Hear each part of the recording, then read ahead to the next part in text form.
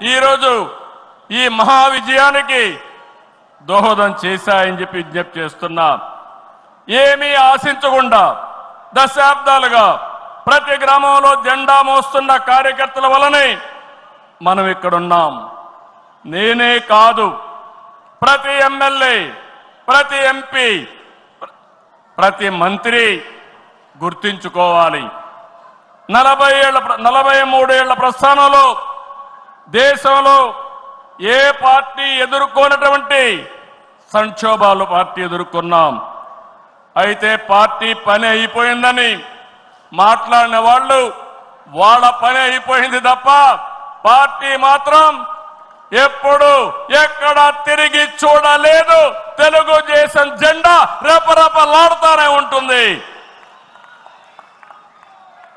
నాటి ఎన్టీఆర్ చైతన్య రథం నేను చేసిన వస్తున్న మీకోసం పాదయాత్ర, ఎన్నికల ముందు లోకేష్ చేసిన యువగళం వరకు కార్యకర్తల్లో అదే పోరాట స్ఫూర్తి.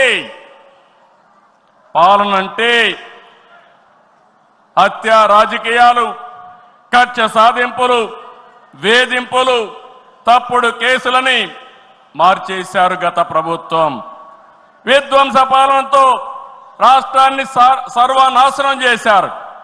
దీన్ని ప్రశ్నించిన తెలుగుదేశం కార్యకర్తల్ని, నాయకుల్ని ప్రాణాలు తీశారు, వేటాడారు, వెంటాడారు, అక్రమ కేసులు పెట్టి అరెస్టులు చేశారు.